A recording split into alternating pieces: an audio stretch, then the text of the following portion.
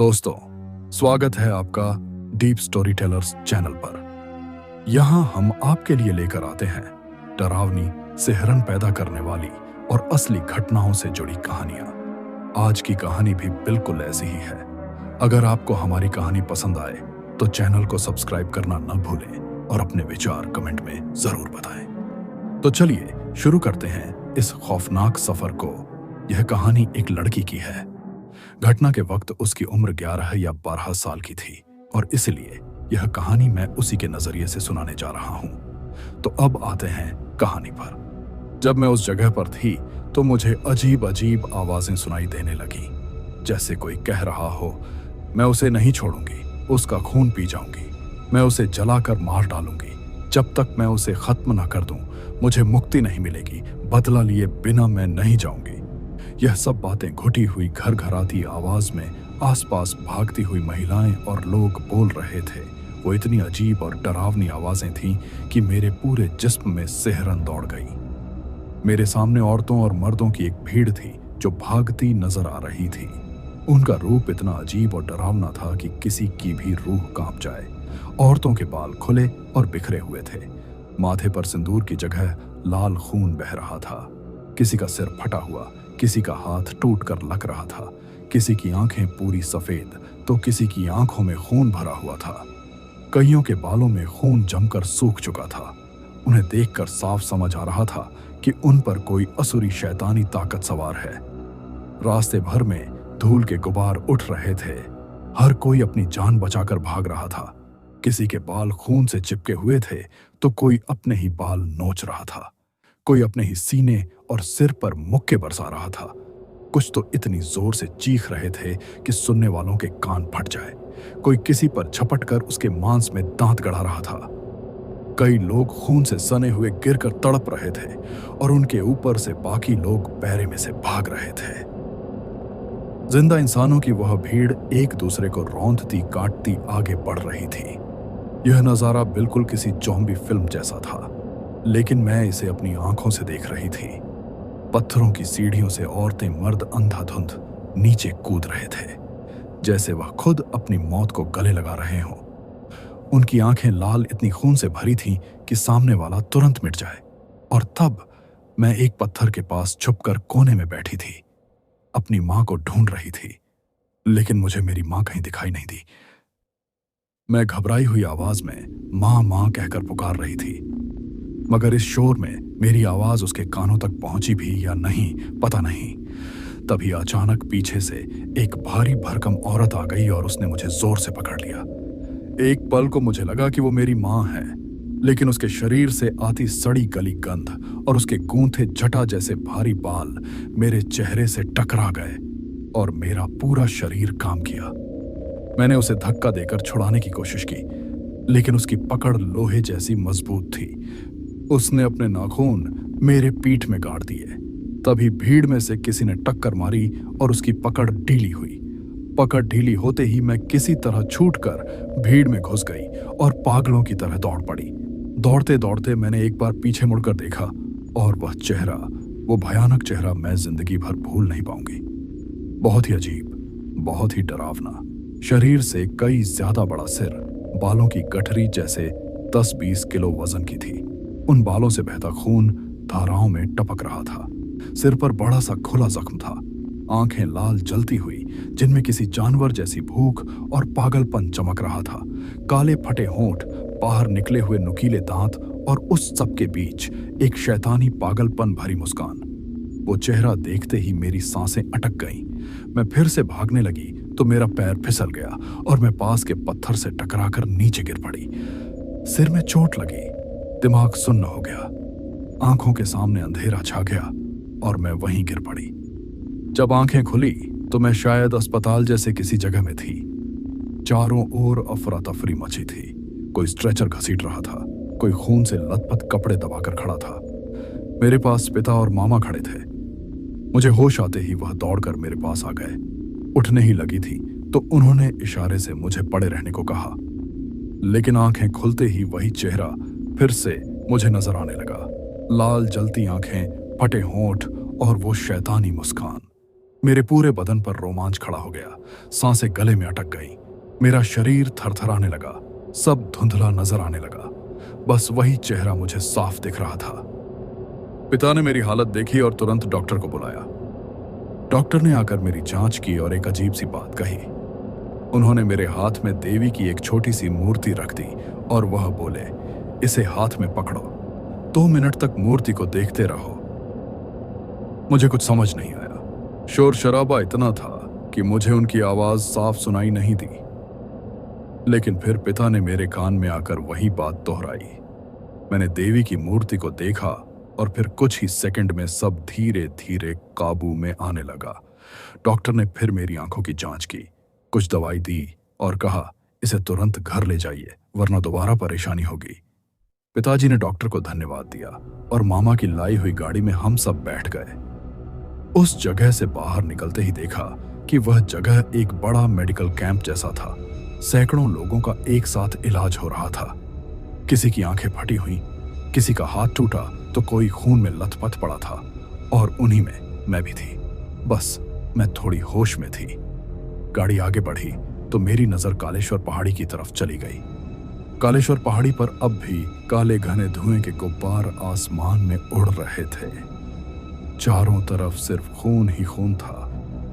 जमीन पर हर जगह खून के छींटे, जगह जगह जली हुई लाशें।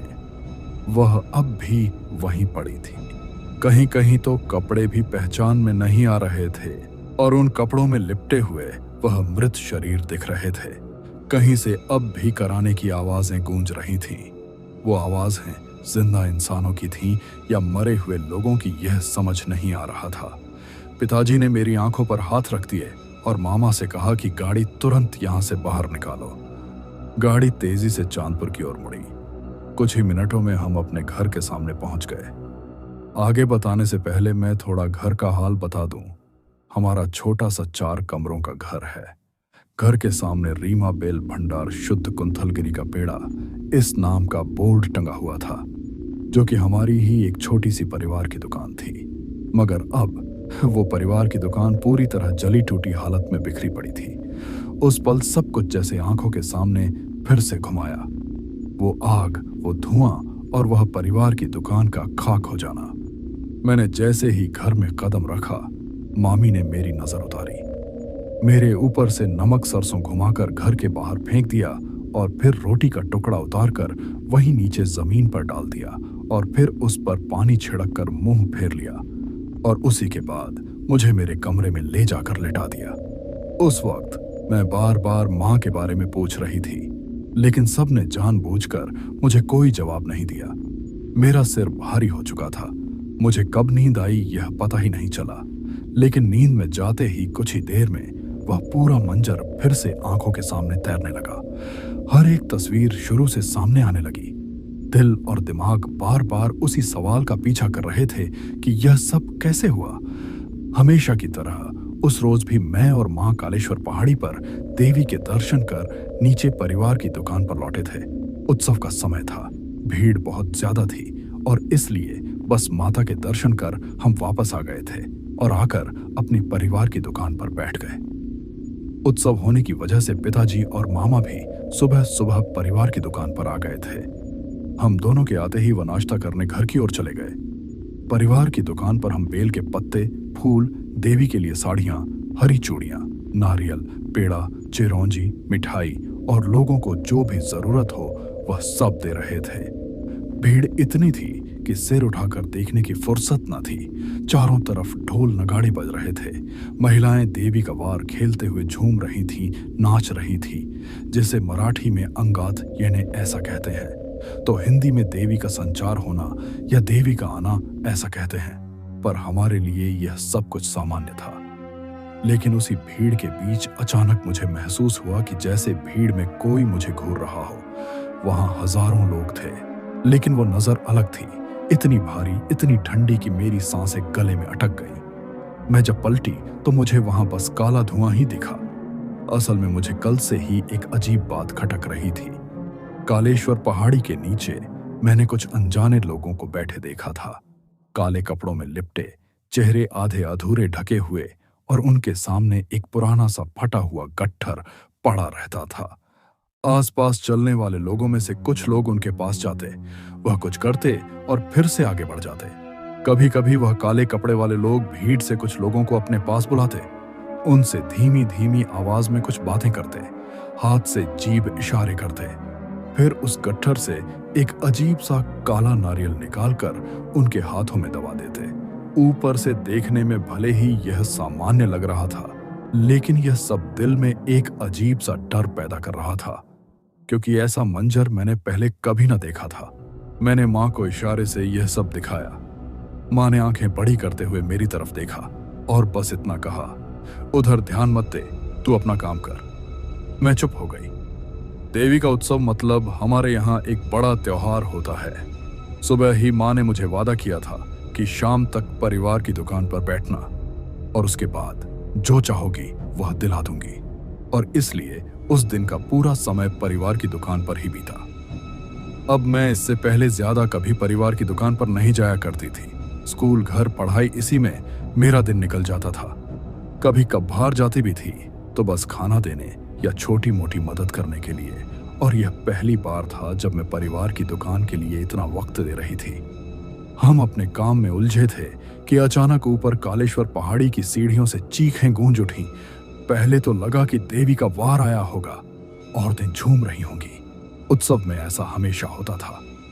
दोपहर के समय जब देवी की आरती शुरू होती थी तो औरतें अपने आप देवी माता का नाम लेकर और पल्लू को कमर में खोसकर घू घू की आवाज करते हुए थरथराते हुए झूमने लगती थी। उनमें देवी का संचार हो जाता था। लेकिन इस बार चीखें वो आवाजें थमने का नाम ही नहीं ले रही थीं। उनका सुर बदल चुका था। अब वह खून जमा देने वाली चीखें थीं, और तभी मैंने देखा कि हर तरफ अफरा तफरी मच गई है। लोग भी पागलों की तरह इधर उधर भागने लगे। मैं परिवार की दुकान पर पेड़ा बेच रही थी, लेकिन वो भाग दौड़ देख मैं डर के मारे भागकर माँ के पास पहुंची और उसे कसकर पकड़ लिया। अब लोगों की चीखें आसमान में गूंजने लगी थी। खून से लथपथ लोग सीढ़ियों से लुढ़कते हुए नीचे गिर रहे थे। गिरते समय उनके गले से अजीब अजीब आवाजें निकल रही थीं। कोई जानवर की तरह गुर्रा रहा था, कोई खौफनाक हंसी हंस रहा था, तो कोई असहनीय चीखें मार रहा था। माँ ने मेरा चेहरा अपने आंचल से ढक लिया। उसका हाथ कांप रहा था, और तब मुझे लगा माँ ने कुछ ऐसा देख लिया था जो उसे नहीं देखना चाहिए था। ऊपर कालेश्वर पहाड़ी पर जाने के लिए जो सीढ़ियां थीं, उन्हीं सीढ़ियों की शुरुआत में हमारा परिवार की दुकान था, और अब उन्हीं सीढ़ियों से कई खून से लथपथ लोग नीचे गिर रहे थे। अजीबोगरीब आवाजें निकालते हुए एक दूसरे पर टूट पड़ रहे थे। मैं आंचल को कसकर पकड़कर आंखें बंद किए कोने में दुबक खड़ी थी। तभी अचानक एक जोर का झटका लगा। किसी ने झटके से मेरे चेहरे से आंचल खींच लिया। आंखें खोलने से पहले ही सब तरफ अंधेरा हो गया। आखिरी बात जो मुझे याद है वो थी मेरी माँ की चीख। उसके बाद मुझे कुछ भी नजर नहीं आया, ना ही कुछ समझ आया कि क्या हुआ है। फिर पता नहीं मैं कैसे भीड़ में पहुंच गई। मैं छुप रही थी, उस भीड़ में से ही भाग रही थी, दौड़ रही थी, और मैं नींद में ही जोर से माँ कहकर चिल्लाते हुए अचानक से जाग गई। देखा तो मैं अपने बिस्तर पर अकेली थी, और तब मन में ख्याल आया, क्या यह सब सपना था? मगर नहीं, उस डर ने मेरे पूरे शरीर में सनसनी दौड़ा दी थी। आंखें खुलते ही एहसास हुआ कि वह सब सच था। मैं रोते हुए माँ माँ पुकार रही थी। मामी दरवाजे पर दौड़कर आ गई। हॉल में मामा और पिता रेडियो देख रहे थे। वह भी तुरंत उनके पीछे आई। मैं रोते हुए सबसे माँ के बारे में पूछने लगी, लेकिन तब भी किसी ने कुछ नहीं कहा। तब मामी ने मुझे गले लगाकर समझाने की कोशिश की। माँ यही है बेटा, अब मामा जी के पास गई है, थोड़ी देर में आ जाएगी, तू फिक्र मत कर, वो जल्द ही आ जाएगी। लेकिन पिता और मामा के चेहरे उदास थे। मैं दीवार से पीठ लगाकर घुटने सीने से लगाए सबको देख रही थी। घर में ऐसी खामोशी मैंने आज तक कभी महसूस नहीं की थी। सब घर में थे, पर कोई भी किसी से बात नहीं कर रहा था। माँ के बारे में तो बिल्कुल भी नहीं। माँ कहाँ थी, क्या कर रही थी, और वो क्यों गई थी? ऐसा लगता था कि किसी को इसकी कोई परवाह ही नहीं थी। वहीं बाहर रेडियो पर खबरें चल रही थी, और उन्हीं में मुझे वो आवाज सुनाई, एक न्यूज रिपोर्ट से है। बात हो रही है एक देवी मंदिर की जहां भयानक भीड़ थी और तभी एक शॉर्ट सर्किट हुआ। बस फिर तो दुखद भगदड़ मच गई जिसमें कई लोगों की जान चली गई। मतलब सीढ़ियों पर इतने लोग थे कि पूछो मत। जहां मुश्किल से 3 लोग आ सकते हैं ना, वहां 5-6 लोग भरे हुए थे। अब दिक्कत यह हुई कि जो लोग नीचे उतरना चाह रहे थे उनका रास्ता सीढ़ियों पर पहले से खड़ी भीड़ ने रोक दिया और वहीं सब गड़बड़ हो गया। उठकर रेडियो पर वो सारा मंजर देखने लगी। कुचले जाने से वहां का दृश्य डरावना था। मंदिर से उतरते श्रद्धालु आंखों में खौफ, सीढ़ियों पर बिखरे शव, पैरों में उलझकर गिरे लोग, बच्चों का एक सा रोना। और तब दूसरे चैनल पर दिखाया जा रहा था कि घायलों को मदद पहुंचाना कितना मुश्किल हो रहा है। ऊपर से अचानक बरसात ने हालात और बिगाड़ दिए थे। तपती गर्मी में ऐसी बारिश, यह अपने आप में अजीब बात थी। यह सब सुनकर मुझे माँ की याद आने लगी। मैं और जोर जोर से रोने लगी। मुझे माँ के पास जाना है, मुझे माँ के पास ले चलो, माँ कहाँ है? इतने में दरवाजे पर एक परछाई उभरी। पहले धुंधली, फिर धीरे धीरे साफ हुई। वो हमारे चांदपुर के पुजारी राघव मामा थे। वो दौड़ते हुए आए थे। उनकी सांस फूल रही थी। फिर वो हाँपते हुए बोले, आनंद राव, केशव राव, चलो जल्दी, सविता ताई की हालत ठीक नहीं है। वो बहुत बेचैन हो गई है। पलंग से बांधी हुई रस्सियां भी उन्होंने दांतों से तोड़ डाली हैं। अब वो पूरी तरह खुल गई है। उन्हें रोकना नामुमकिन लग रहा है। जल्दी चलो, जल्दी चलो। राघव मामा का यह वाक्य पूरा होते ही पिता और मामा दोनों उठ खड़े हुए। वह जैसे थे उसी हालत में उनके साथ बाहर निकले। मामी भी उनके पीछे चली गई और तब मुझे एहसास हुआ वह सब मेरी माँ के बारे में बात कर रहे थे। मैं भी उनके पीछे भागी। मामी ने घर बंद किया और मेरे साथ आ गई। बाहर घनघोर अंधेरा और मूसलाधार बारिश हो रही थी और मेरे मन में एक ही सवाल गूंज रहा था, आखिर माँ के साथ क्या हुआ है? गौरव मामा का घर पास ही था। उनके घर के बगल में एक अलग कमरा था, गोदाम जैसा। लेकिन उस रात उसके दरवाजे पर बाहर से मोटा ताला लटक रहा था। बस खिड़कियां खुली थीं। पहले पिता और फिर मामा दोनों एक एक करके खिड़की से अंदर झांकने लगे। घर के बड़े लोग धीमी आवाज में फुसफुसा रहे थे, एक दूसरे को बार बार चुप रहने का इशारा कर रहे थे।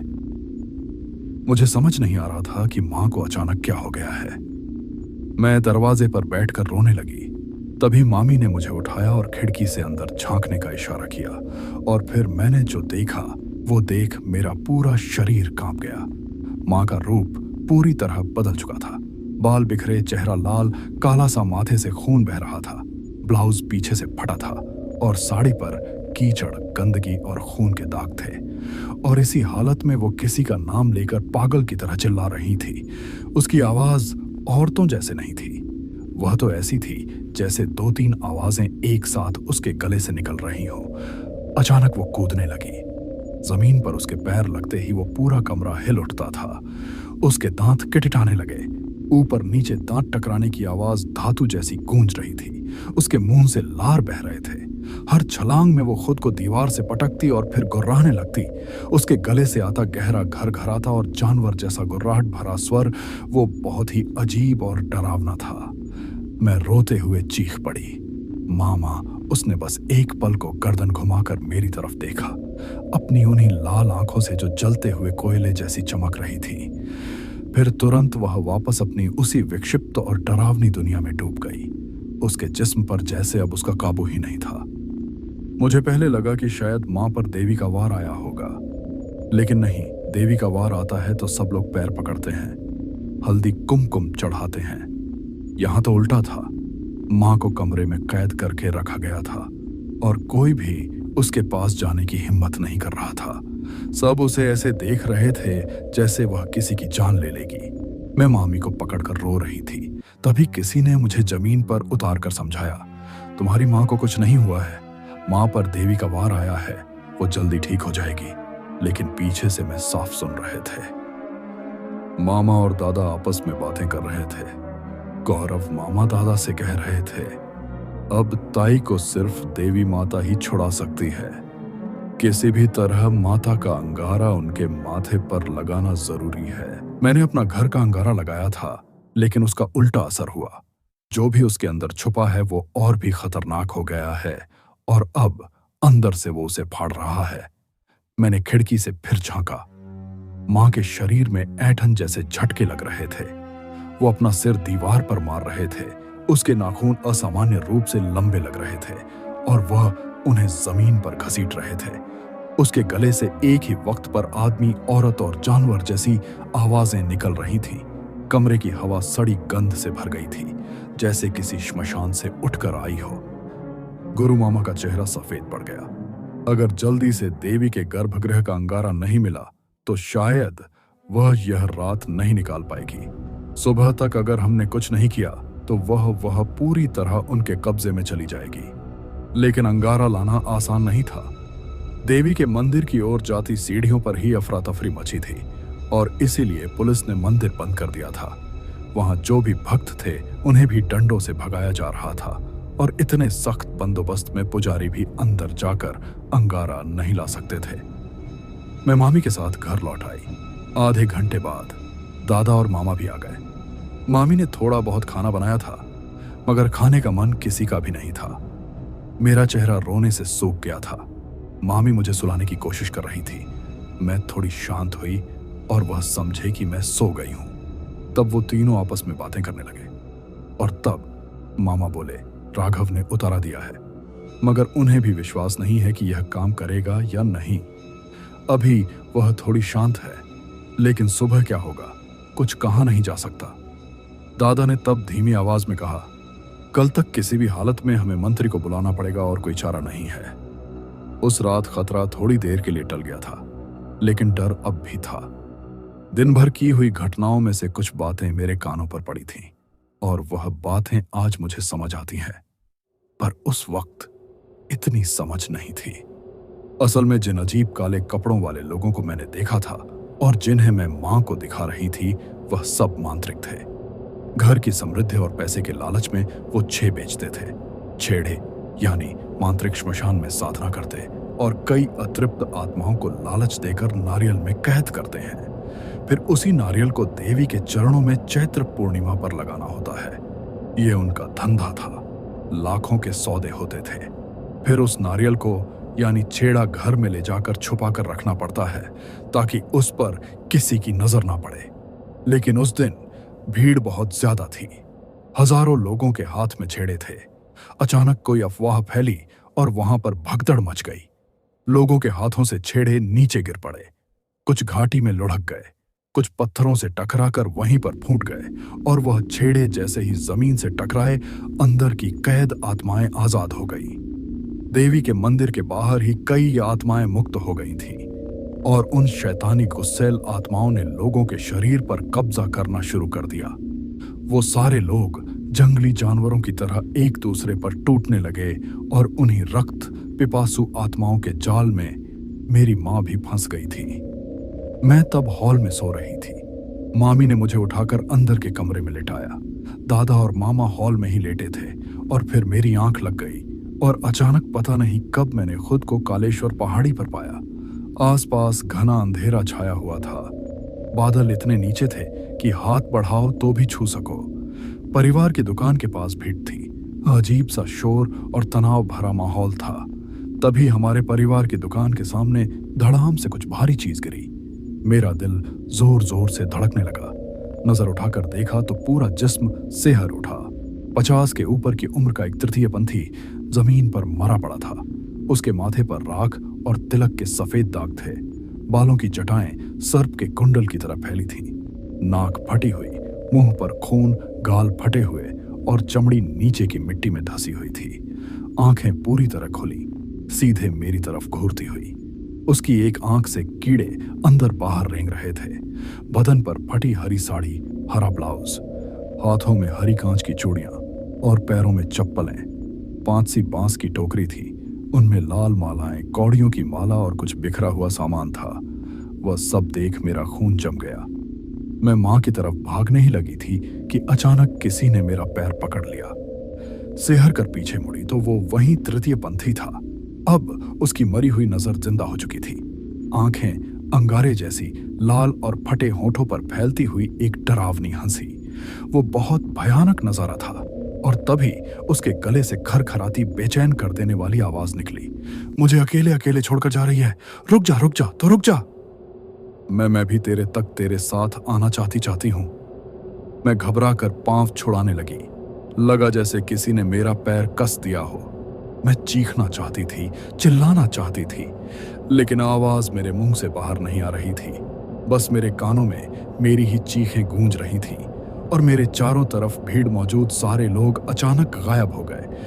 अब सिर्फ मैं और वो मुझे बचाने के लिए वहां कोई भी नहीं था। अचानक एक हल्की आवाज मेरे कानों पर पड़ी, रीमा रीमा रीमा आंखें खोल बेटा, रीमा रीमा आंखें खोल बेटा। मैंने भारी पलकों से अपनी आंखें खोली। मेरे सामने झुककर राघव मामा खड़े थे। पास ही मामी मेरे पैरों के पास बैठी थी। दादा ने मेरे दोनों हाथ कसकर पकड़ रखे थे और उन्हें देख मैं जोर जोर से रोने लगी। मामी ने घबराकर मुझे गले लगा लिया।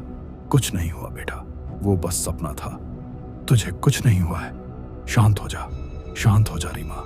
लेकिन मुझे अब भी यकीन नहीं हो रहा था। जो मैंने देखा था वो सपना नहीं था, वो एक खौफनाक सच था। मेरा पूरा शरीर ठंडा पड़ चुका था, उंगलियां भी सुन्न पड़ी थीं। उस पूरी रात मेरी आंखों में नींद नहीं आई। मैं मामी को पकड़े लेटी रही। उनके भी आंसू रुक नहीं रहे थे। वो बार बार मेरे चेहरे को सहलाती और बस एक ही बात कहती, सब ठीक है, कुछ नहीं होगा। देख मां देवी, हमारी सुरक्षा के लिए कालेश्वर पहाड़ी पर बैठी है ना, वह तुझे कुछ नहीं होने देगी। मामा चाचे की अपनी संतान नहीं थी, इसीलिए वह मुझे अपनी बेटी की तरह पालते थे। मामी तो मेरी मां से भी ज्यादा मेरा ख्याल रखते थे।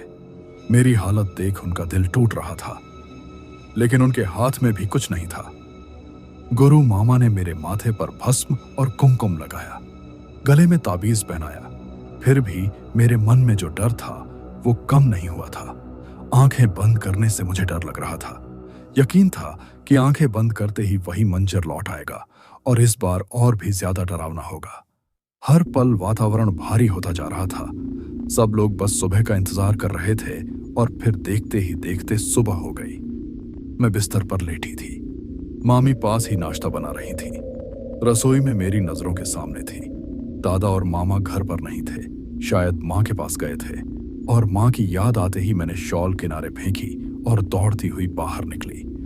मामा, लेकिन कल रात जो मैंने देखा था वो सब मुझे याद आते ही मेरा जिस्म कांप गया। माँ पड़ोस के गुरु मामा के कमरे में बंद थी। मैं उधर दौड़ पड़ी और पीछे से मामी आवाज देती रही, रीमा रीमा रुक जा बेटा, रीमा रीमा कहाँ जा रही है। लेकिन मुझे कुछ सुनाई नहीं दिया। गुरु मामा के घर पहुंची तो दरवाजा आधा खुला था और मैं वहीं पर थम गई। अंदर जाकर देखा तो पलंग की रस्सियां टूटी पड़ी थीं। पलंग के चारों पैर को जैसे किसी ने तोड़ डाला था। खिड़की चकनाचूर थी और मामा कहीं नहीं थी। फर्श पर खून के धब्बे और उन्हें ओढ़ते घसीटते हुए निशान सीधे दरवाजे की चौखट तक आ रहे थे, जैसे मां को कोई जबरन घसीट कर ले गया हो। मेरा दिमाग सुनना पड़ गया। मैं वहीं घुटनों पर बैठकर मुसमुसाने लगी, फिर से रोने लगी। पीछे से मामी आ गई। उसकी भी सिसकियां थमने का नाम नहीं ले रहे थे। उसने मुझे उठाया और हमारे घर पर ले गई। अंदर से दरवाजा बंद कर दिया और फिर हम दोनों फूट फूट कर रोते रहे। मैं तब हड़बड़ाकर बोली, मामी मामी मामी बताओ ना, माँ को कहाँ ले गए हैं? वो वापस कब आएगी? पर उसके पास कोई जवाब नहीं था। वो बस मेरे सर पर हाथ फेरती रही। माँ की ऐसी अचानक हुई हालत पर चांदपुर में किसी को भी हैरानी नहीं हुई। कोई पूछने भी नहीं आया, क्योंकि हर घर में अजीब अजीब बातें हो रही थीं। सारे लोग पहले से ही डरे हुए थे। कोई भी किसी के घर में जा नहीं रहा था और उस पूरे दिन मामी और मैं घर में ही रहे। बाद में पता चला कि दादा और मामा माँ को पास के चांदपुर के एक तांत्रिक के पास ले गए थे। उसके आगे क्या हुआ मुझे तब बताया नहीं गया, लेकिन जब मैं और बड़ी हुई तब दादा ने मुझे वहां क्या क्या हुआ था वह सब बताया। और वह कुछ ऐसा था। माँ पिछली सीट पर थी, शांत नहीं बल्कि भयंकर तांडव कर रही थी। उसका सिर और हाथ दादा ने पकड़े हुए थे। दोनों पैर मामा ने दबाए हुए थे, मगर इतनी मजबूत पकड़ होने के बावजूद माँ झटपटाकर बाहर निकलने की कोशिश कर रहे थे। उसके मुंह से चीखों के साथ साथ गुर्राने जैसी अजीब आवाजें निकल रही थीं और वह इंसान ही नहीं थी। गाड़ी का अंदर का मंजर इतना डरावना था कि दोनों मजबूत मर्दों के माथे पर भी पसीने की बूंदें लुढ़क रहे थे। आखिरकार 1.5 घंटे की झटपटाहट के बाद गाड़ी मुख्य रास्ता छोड़कर एक संकरे कांटे से भरे और ओबड़ खाबड़ रास्ते पर मुड़ गई। वो रास्ता सुनसान था। सुबह के तब 11:30 बज रहे थे, मगर आसपास का जंगल इतना खामोश था कि एक तरह का दबाव महसूस हो रहा था। न चिड़िया न आवाजें, बस कभी कभी कुओं की डरावनी आवाजें गूंज जाती। आखिरकार गाड़ी एक खंडरमाह विशाल पत्थर की इमारत के सामने रुकी। चारों तरफ घना जंगल, कांटेदार झाड़ियां और आसपास हर तरफ जैसा काला धुआं फैल गया हो। यही था खप्परनाक तांत्रिक का ठिकाना। वहां भारी भीड़ जमा थी, लेकिन उस भीड़ पर भी डर का साया था। लोग आंखें नीची कर आपस में फुसफुसा रहे थे। कोई भी ऊपर देख नहीं रहा था। दादा और मामा ने मां को खींचते हुए गाड़ी से नीचे उतारा। वो चिल्ला रहे थे, झटपटा रहे थे, मगर जैसे ही गेट के अंदर कदम पड़ा, सब कुछ एकदम से बदल गया। वो एकदम से शांत हो गई, जैसे किसी अदृश्य दीवार ने उसके अंदर की ताकत निगल ली हो। फिर मिनट भर में उसका शरीर ढीला पड़ गया, सिर नीचे झुक गया और वह बेहोश हो गई। अब उसे घसीटने की कोई जरूरत ही नहीं थी। भीड़ चीरते हुए वह सब अंदर पहुंचे। धुएं से काली पड़ी दीवारें, जले पत्तों की गंध और टिमटिमाती मोमबत्तियों का उजाला लिए वो एक तहखाना था। अंदर के कमरे में खपरनाथ तांत्रिक बैठा था। भारी भरकम शरीर, काली लुंगी, सदरा, गले में रंगीन की बिरंगी मालाओं का गुच्छा, माथे पर कसकर बंधी काली पट्टी जिसमें से उलझे बाल सांपों की तरह लहराते थे। आंखें लाल लाल जैसे धुएं और शराब से भभक रहे हों, ऐसे कि उनमें झांकते ही किसी का भी दिल दहल जाए। और उसी के दाहिने हाथ के पास मोटा चमड़े का कोड़ा रखा था, जिसने न जाने कितनों पर अपना कहर मर पाया होगा। उसके सामने अजीब सामान फैला था। कतार में नींबू, खून जैसे लथपथ कुमकुम के गोले, टूटे कटोरे, पत्थर, हड्डियां और बदबूदार घड़े, मानो वो किसी जीवित नरक का दृश्य हो। वह सब वहां जाकर खड़े हो गए। सविता यानी मेरी माँ, उसे खपरनाथ मंत्र के सामने बिठाया गया। विनायक तांत्रिक की आंखों में अचानक आग सी चमक उठी। उसने एक नजर मां की तरफ डाली। उस पल कमरे की सारी लौ थरथरा उठी। जब मां विनायक तांत्रिक मंत्री के सामने बैठी, वह पूरी तरह से खामोश थी, मगर उसकी आंखों में सफेद खालीपन था, जैसे उसके अंदर कोई दूसरी ताकत अब भी छुपी हुई हो। विनायक तांत्रिक ने मंत्रवार शुरू किया। उसके शब्द भारी, खुरदुरे और गूंज रहे थे, जैसे किसी घाटी से गूंज आ रही हो। थरथराती लौ से लग रहा था जैसे आसपास की दीवारें भी हिल रही हों। शुरू में मां बिल्कुल शांत थी, लेकिन जैसे जैसे मंत्र तेज हुए, उसके होंठ अपने आप हिलने लगे और वह कुछ बड़बड़ाने लगी। पर वो आवाज उसकी नहीं थी। वो गड़गड़ाहट से भरी गड़गड़ाती हुई और दिल दहला देने वाली थी। रुक, मुझे कोई नहीं रोक सकता, तू भी नहीं, मुझे कोई नहीं रोक सकता। कमरे की मोमबत्तियां अचानक से भड़क उठी और फिर उनकी एक पतली सी लौ बन गई।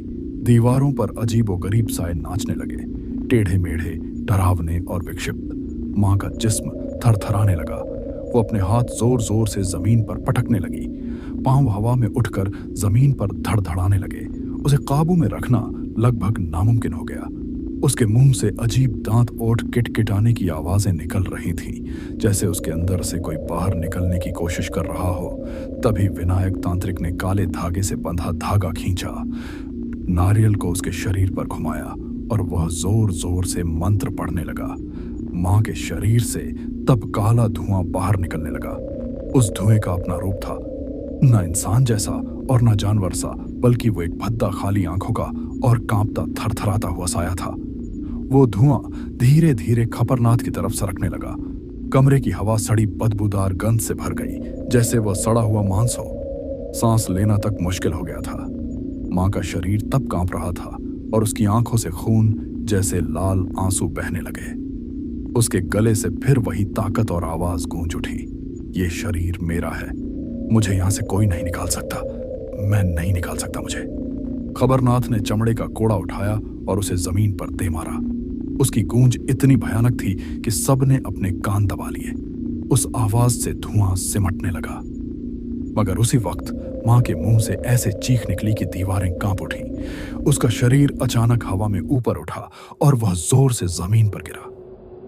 विनायक तांत्रिक ने सामने पड़ा नारियल उसके शरीर से घुमाते हुए अंगारों से भरी आग में फेंक दिया और उसी वक्त वो धुंधली परछाई चीखते हुए पीछे हट गई, जैसे उस परछाई में दरारें पड़ गई हों। मां बेहोश होकर गिर पड़ी। उसकी सांस उखड़ी हुई थी लेकिन जल रही थी। कमरे में अब बस जलते मांस की बदबू, फुसफुसाते स्वर और ठंडी कांपती हवा फैली थी। खबरनाथ की आंखों में अब भी लाल ज्वालाएं चमक रही थीं। उसने ठंडी आवाज में कहा, छूट गई, बच गई तुम्हारी औरत, अब ले जाओ इसे। उसने दादा से कहा कि सविता को घर ले जाए, मगर मामा को वहीं रोक लिया था। क्यों, यह कोई समझ ना सका। हवा में अब भी अजीब सी आवाज गूंज रही थी। आखिरकार खपरनाथ मांत्रिक ने इशारा किया कि सविता अब मुक्त है और इसी उम्मीद पर दादा और मामा उसे लेकर घर की तरफ लौट पड़े। गेट से बाहर आते वक्त मां लगभग बेहोश थी। उसे पकड़कर बैठने की कोई जरूरत महसूस नहीं हुई। मामा ड्राइवर के पास बैठ गए और दादा ने मां का सिर अपनी गोद में रखकर पिछली सीट पर जगह ली। गाड़ी धीरे धीरे आगे बढ़ने लगी। रास्ते पीछे छूटते गए, मगर मां की आंखें बंद ही रहीं। जैसे ही गाड़ी उस जगह से थोड़ी दूर चली गई, मां के शरीर में हल्की हरकत होने लगी। उबड़ खाबड़ रास्ता छोड़कर गाड़ी जब मेन रोड पर आई, तभी अचानक दादा की जांघ में जैसे आग का झटका सा लगा। उन्होंने नीचे देखा तो मां का चेहरा पूरी तरह बदल चुका था। उसकी आंखें पूरी तरह खुली थीं और उनमें अजीब नुकीली ज्वाला जल रही थी। उस खाली मगर डरावनी नजर ने दादा के सीने में भी डर भर दिया। दादा चिल्ला उठे। ड्राइवर ने गाड़ी रोक दी और मामा पीछे आकर देखने लगे। मां तब शांत पड़ी थी, मगर उसके शरीर की गर्मी आग जैसी थी। उसे छूते ही हाथ झुलसने जैसा एहसास होता था।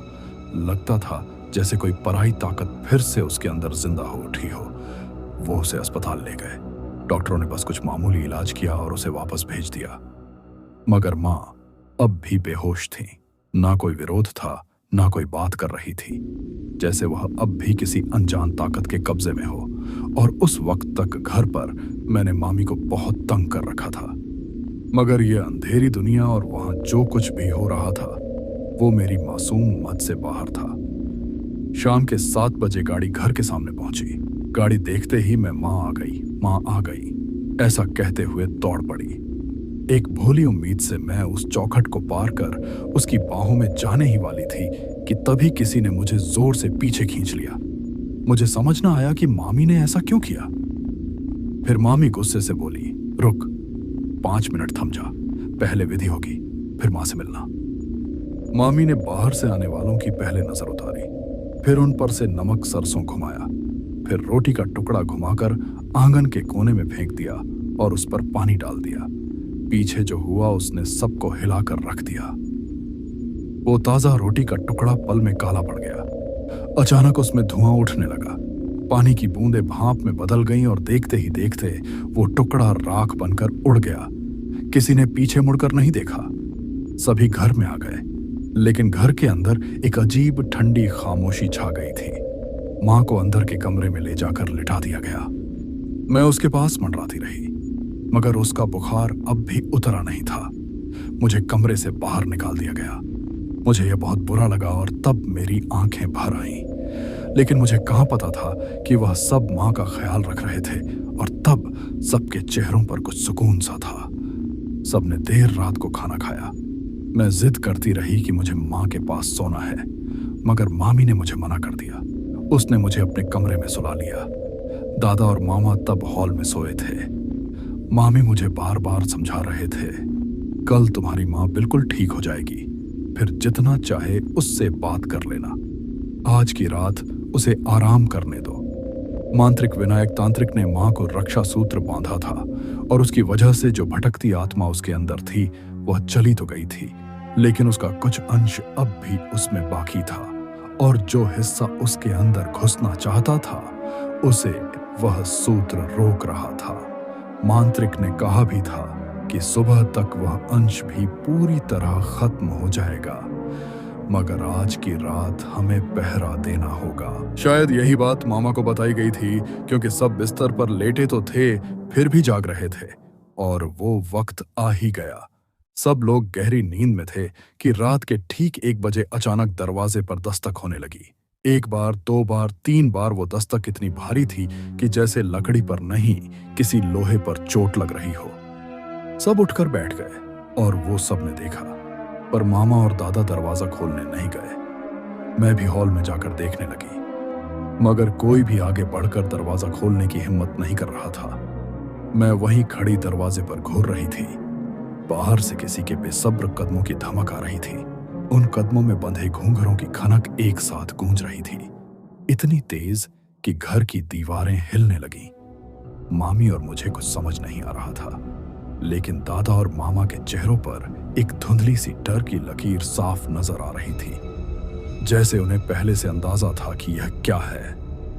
दरवाजे पर जो कोई था उसने दस्तक देना बंद कर दिया। सबको लगा कि वह चला गया होगा, लेकिन यह धोखा निकला, क्योंकि मां जिस कमरे में लेटी थी उस कमरे की खिड़की अचानक जोर जोर से थरथराने लगी। मां का जिस्म कांपने लगा, उसका पूरा बदन अकड़ गया, पलकों के नीचे सफेद आंखें दिखने लगी।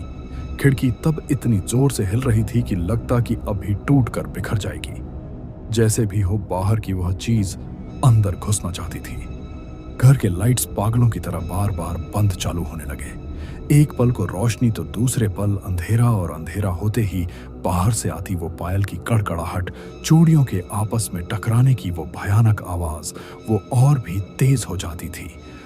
बात बिल्कुल साफ थी, वो जो कुछ भी था वो मां के शरीर में वापस दाखिल होने के लिए तड़प रहा था। और आज की रात असली इम्तिहान की रात होने वाली थी। तभी अचानक घर में एक गहरी खुरदुरी और गुर्राहट गूंज उठी, इतनी डरावनी कि मेरी सांसें तेज हो गईं और मैं मामी से चिपक कर बैठ गई। वो आवाज बाहर से नहीं, घर के अंदर से ही आ रही थी। बाहर खिड़की से सटी हुई वह धुंधली विकृत परछाई अब भी हंगामा कर रही थी, लेकिन अब अंदर से भी कोई उसे जवाब दे रहा था। पूजा घर के पास रखे दिए की मध्यम रोशनी में हमने साफ देखा, वो आकृति कोई और नहीं बल्कि मेरी मां थी। मां का शरीर टूट टूट कर झटके खा रहा था, आंखें पूरी खुली, अजीब सी काली पड़ चुकी थी, होठों पर झाग था, उसके गले से वही खुरदुरी और गुर्राहट निकल रही थी, जैसे बाहर की आत्मा और अंदर फंसी हुई ताकत का वह अंश आपस में बातें कर रहा हो। दादा और मामा झपट कर मां पर काबू पाने की कोशिश करने लगे। उन्होंने उसके हाथ और पांव कसकर पकड़ लिए, लेकिन मां के शरीर में जो ताकत थी वह इंसानों से कई ज्यादा थी।